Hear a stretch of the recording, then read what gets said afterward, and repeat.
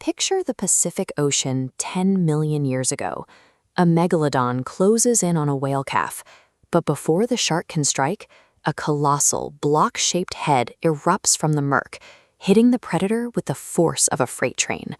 For decades, the megalodon has been the undisputed face of prehistoric marine terror, a solitary apex killer that seemingly swam without a rival. That changed in 2008, in the Pisco Formation of Peru.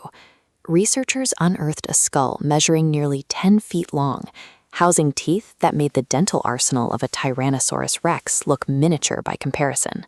This was Leviathan melvillei. The genus is named for the biblical sea monster Leviathan, while the species honors Herman Melville, the author of Moby Dick. Leviathan reached lengths of 50 feet and weighed over 50 tons. It was a predator built on the same terrifying scale as the giant sharks it lived alongside. This creates a biological mystery. For millions of years, a warm-blooded mammal occupied the same waters as the largest shark in history, targeting the exact same prey. We're left to ask how a whale adapted to survive that competition. Modern sperm whales are specialized deep-sea divers. They use a narrow lower jaw and suction to vacuum up soft-bodied squid, often lacking functional teeth in their upper jaw entirely. Leviathan's mouth was a radical departure. Both the upper and lower jaws were wide, robust, and packed with functional, deeply rooted teeth. These 14-inch teeth interlock and shear past one another to physically grip and tear multi-ton prey. The short, thick snout provides a massive mechanical advantage, delivering a bite force exceeding any known marine tetrapod. This architecture indicates a macro-predator. Every aspect of the jaw is optimized for hunting and dismembering other large, high-energy marine mammals. This predatory toolkit extends into the cranial structure. A massive concave basin takes up the entire front of Leviathan's skull. This housed the Spermaceti Organ. In addition to advanced echolocation for tracking prey in dark or sediment-rich water, the organ could likely project ultrasonic pulses loud enough to stun or disorient prey. The organ also served a structural purpose.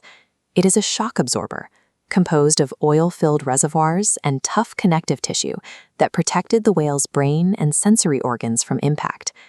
This allowed the whale to weaponize its 50-ton mass in headfirst ramming attacks, a tactic seen in modern sperm whales, but used here for hunting. Beyond its physical weapons, Leviathan had a metabolic edge. As a warm-blooded mammal, it possessed the endurance to hunt in high-latitude, colder waters, where its cold-blooded competitors might struggle to operate. Intelligence was the final advantage. It is highly probable that Leviathan hunted in coordinated pods, using complex communication and social strategy to isolate prey. While a solitary megalodon held a slight size advantage, it faced a coordinated team of 50-ton echolocating battering rams. In the Miocene oceans, the shark was the one that had to be careful. 5 million years ago, the environment shifted. A global cooling trend led to polar glaciation and a significant drop in sea levels. This cooling decimated the populations of medium-sized baleen whales. For millions of years, these smaller whales were the primary caloric fuel that supported massive predators. The baleen whales that survived adapted by growing larger and faster, migrating toward polar krill blooms. They became too massive for Leviathan to tackle safely or efficiently.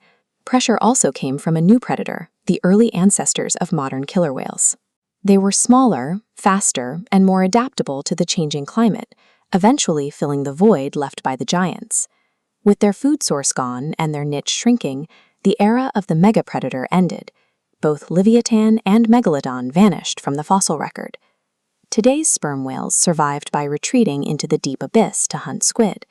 They left the surface behind, leaving Leviathan as a fossilized reminder of a time when mammals were the most dangerous things in the sea.